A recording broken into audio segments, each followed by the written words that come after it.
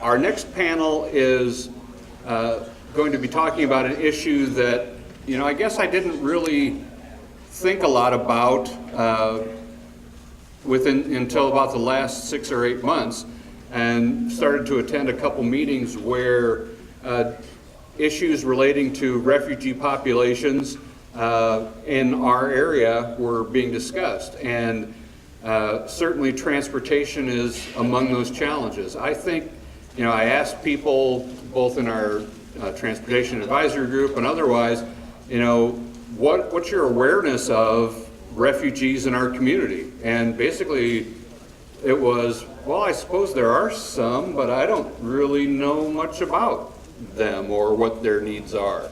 And so I said, well, this has definitely got to be something that's on our agenda. We need to start having a discussion and getting people aware of some of the challenges that are faced by refugees who live next to us and around the street, around the corner, and on the other side of town. And also, understand what different organizations in the community are doing to try to help people as they transition from a previous life into a whole new world in eastern Iowa. So we have a great panel. Shana Kargbo from Catherine McAuley Center, and Leya and Neema, also with Catherine McAuley, and Rejina, I'm going to mess up your name, Byatunga? Is that close? Yeah. Rejina Byatunga, who is newly arrived to the area. She is originally from Congo and has been here in the U.S. in Cedar Rapids since early July. And so, again, we don't have, all afternoon to delve into a lot of depth of this issue, but I want to use this time to give us some awareness of and hopefully precipitate some future discussions that we can have as a transportation and human service community about refugees' needs in our area. So, Shana, I'll let you take it away. Thank you guys so much for having us here. It's wonderful to be here because this is definitely a topic that we talk about every single day. So my name is Shana, and I'm the program manager for the Refugee and Immigrant Services over at the Catherine McAuley Center.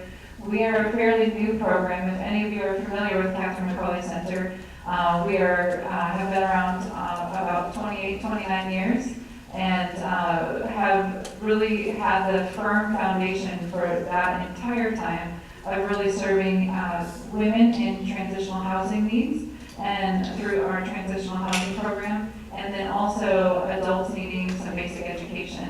And the main thrust of that has been English as a second language for many, many years now. Just this last year, we served about 430 students from over 51 different countries in that education program. So those two programs are very robust. They've been around a long time, and we are the new kids on the block. So we just in this last year launched this program because we actually were approached by one of the 9 volunteer agencies, or ROLACs, also known as Refugee Resettlement Agencies. And USCRI reached out to us and said, we've got a field office in Des Moines, but we're busting at the seams. We resettled 600 plus last year, so this was a conversation that happened 2 years ago. And they said, we are preparing for more to arrive. We see you guys are already in that community, serving them with English. Will you please come on board with us? And thankfully they said yes. We said yes. So that's about the time that I came on board. Actually, today is officially a year for me. So I'm very much still learning. But the main pieces that we do with the Refugee and Immigrant Services program is primarily what's called reception and placement. That is meaning that we're receiving folks just like Rejina and her family from different areas around the world. Most of them are coming from refugee camps that they've maybe been in for 5, 10, even upwards of 20 or more years, and now they are able to resettle into the U.S. And so that's one of the programs that we do. And that service is only for the first 90 days that they're here, which if any of you have ever moved, that's not enough time. to get acclimated, but it is a federal program, and this is what we're allowed to start with that very specific focus time. So there's lots of details about that that I won't go into, but you can feel free to ask me later about what that program looks like. Then we also help with employment through either our wraparound services or our matching grant program. And the matching grant program is really focused on the newly arriving refugees, and our wraparound services are focused on helping employment needs and services for both refugees and immigrants who have been here for any period of time. So that just gives you a little snapshot. On your program in the bios, you might have seen one more person, and you're going, where's Luke? It's a good question. Actually, no, I know where he is. We have a new family. We have a new family arriving today, and so, tomorrow. And so he's doing final preparations for that family that's coming in. And so part of it actually involves unique transportation need that was needed today.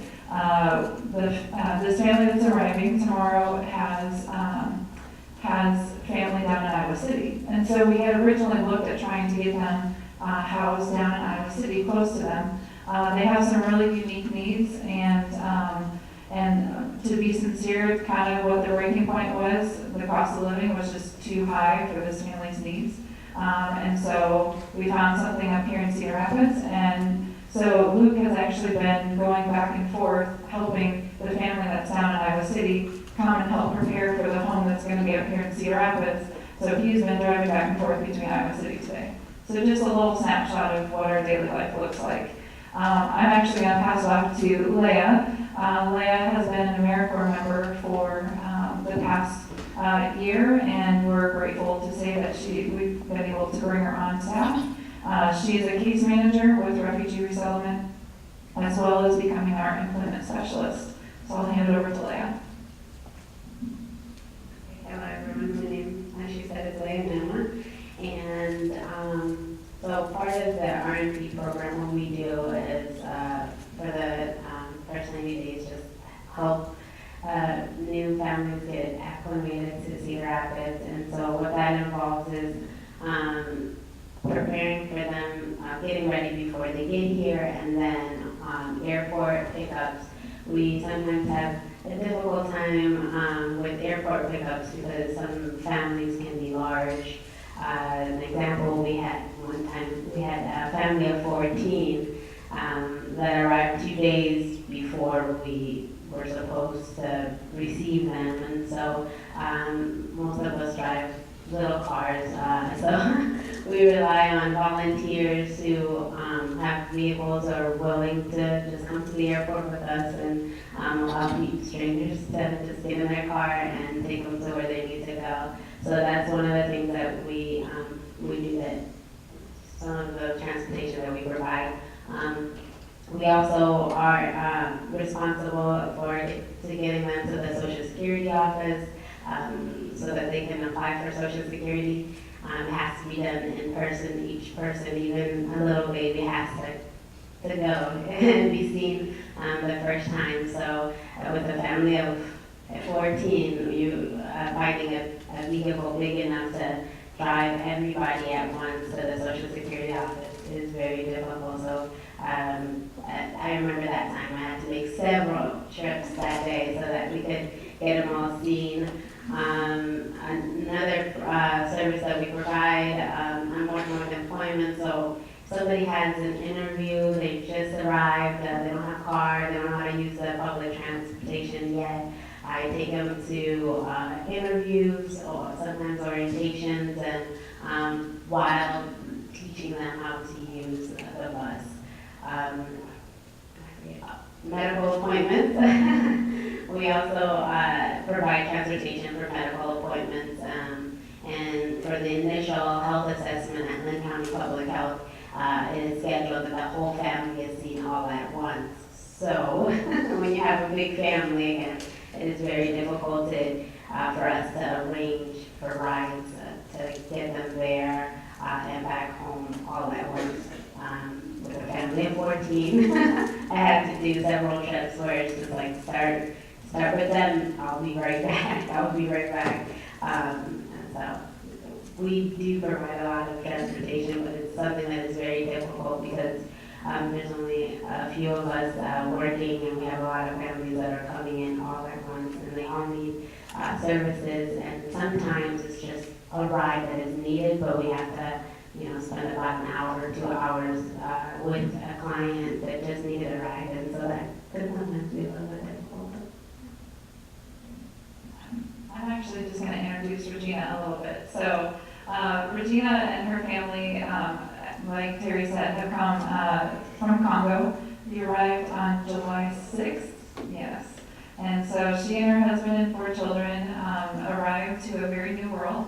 And part of that has been overcoming transportation barriers.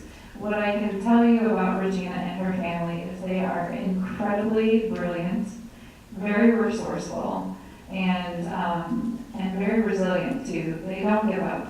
And they also can learn directions amazingly.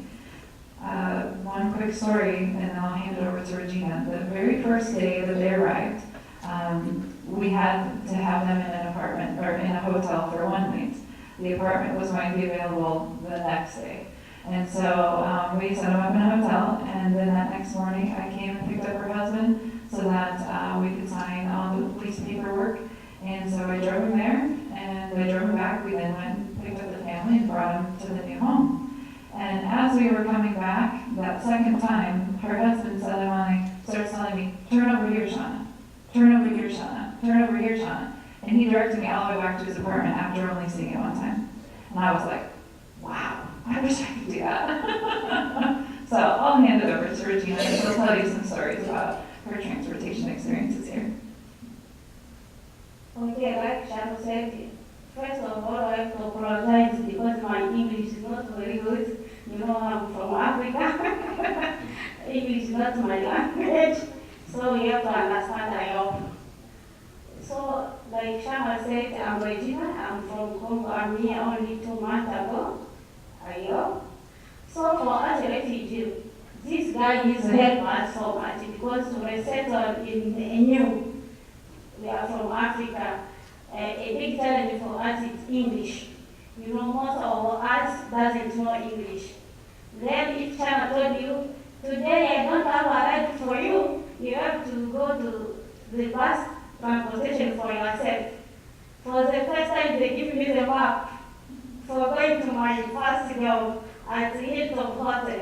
Then they said, this is a map. You have to read here, then reach to the job. No, I said, wow. How can I reach there? I don't know the area. I don't know where to go. I don't know the bus. Then I thought my husband, let's do this. Before going by the bus, we want to walk around to see how the world is like, how I can take the bus to go to the work, then to come back. And my husband said, let's do that. Then we walk around, we see. The second step is to ask.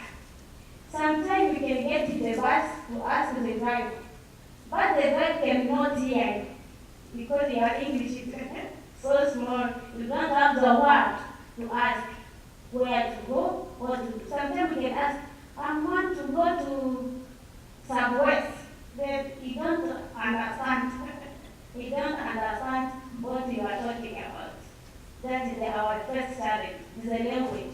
If the people of transportation can write in English, maybe a small word in French, because most of the people coming outside, if he doesn't know English, he can know French. It's bus number 6, and by the middle I can write this numero 6. Someone can understand very quick. This is bus number 6. If it's only in English, most of us, they can be lost. And this I'm telling you, most of the family, for the first week, for doing the public transportation, can be lost. If they go to south, it can fall to east. Then, who am I? Who am I? I'm lost. The second week, for the Sundays, most went by housekeeping, I can say. And the housekeeping, we went on Sundays. And then we have to call MTSC. If you don't know English, you cannot call MTSC. Probably they speak English. You don't know how to make an appointment for that. And MTSC is a lot expensive, I can say. Because one ride is $60. Go and return it's $12, and you are just beginning to work. You don't have money, you don't even know the money in America. If someone gives me water, I don't know how to do with that water. I don't know if I can buy something with that money. So if someone says, the ride $6, you begin to imagine $6. That is much money. You can find another way. I can walk. How many minutes can I walk?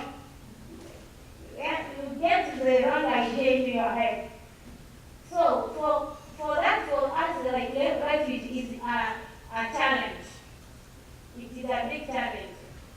I can say if the transportation can found somehow to make a transportation for the funding. The second challenge for us is for the big company, like Amana, Tama, most of the refugee work there. And there out, there is not a public transportation. You have to look for somebody to get you a ride. It's not simple. Someone can ask you $50 for 2 weeks or per week, $50. And you are just beginning the new life. It's kind of difficult for us. If the transportation can have something to figure about for maybe one ride per day to go out there, Amana, Tama, for that can help us a lot. Because we are just beginning the new life in America, and it is a lot of difficult. Thank you.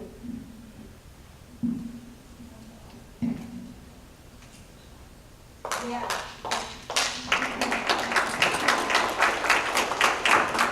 I'm just asking her if she would share one more example for you so that you can hear it as well.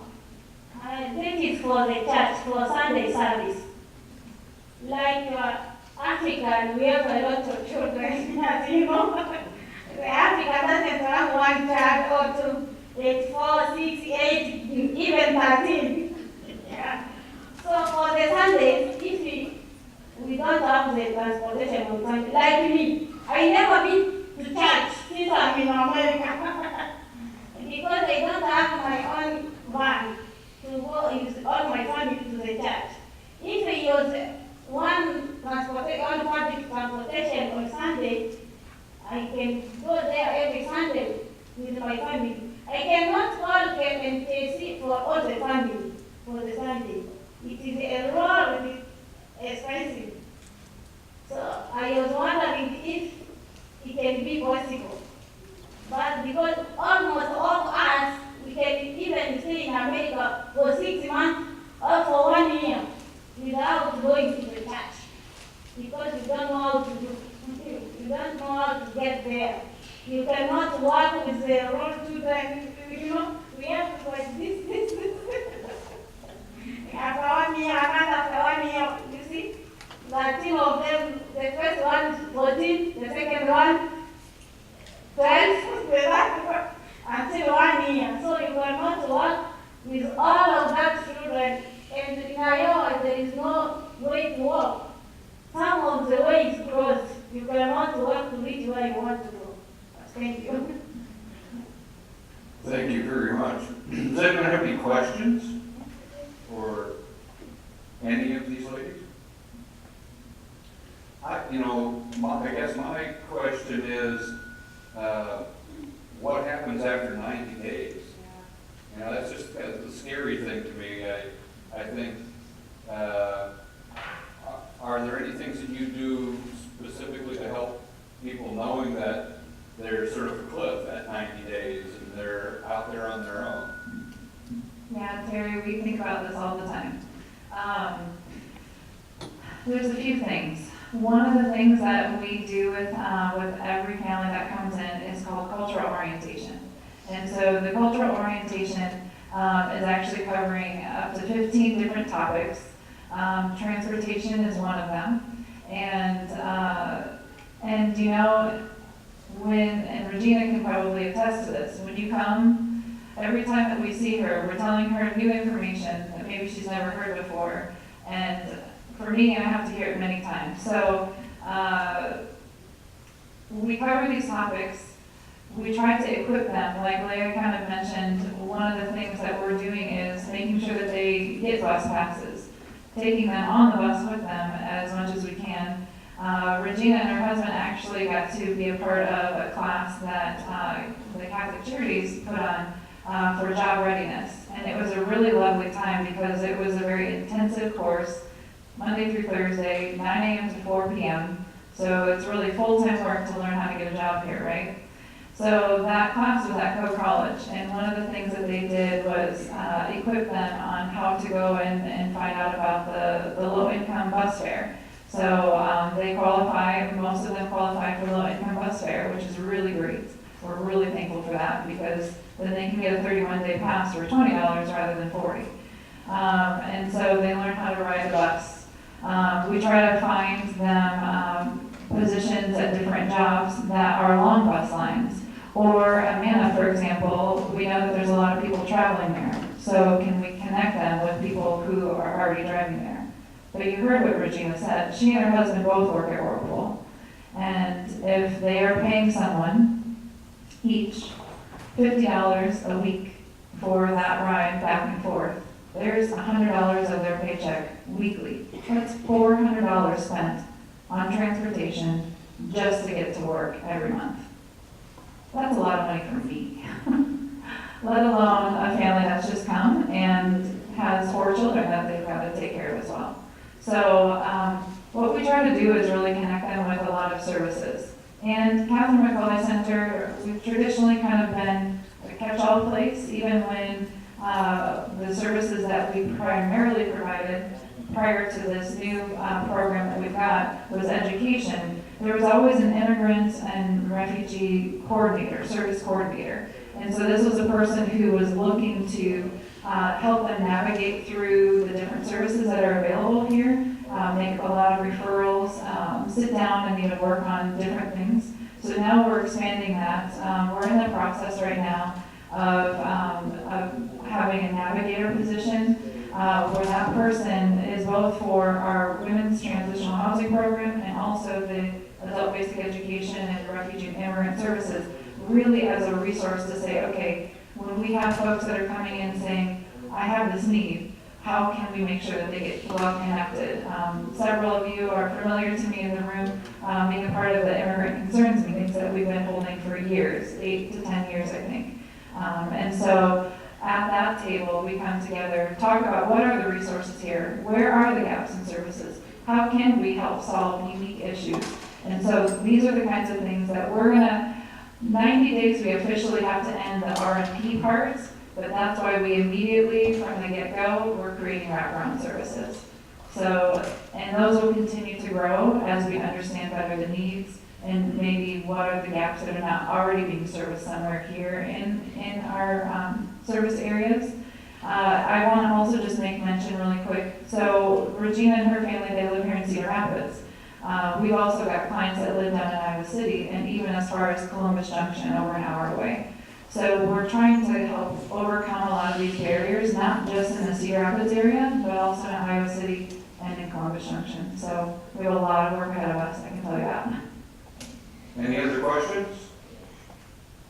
Well, again, thank you all very much. Rejina, welcome. We're glad you're here in our community and wish you the very best. Thank you.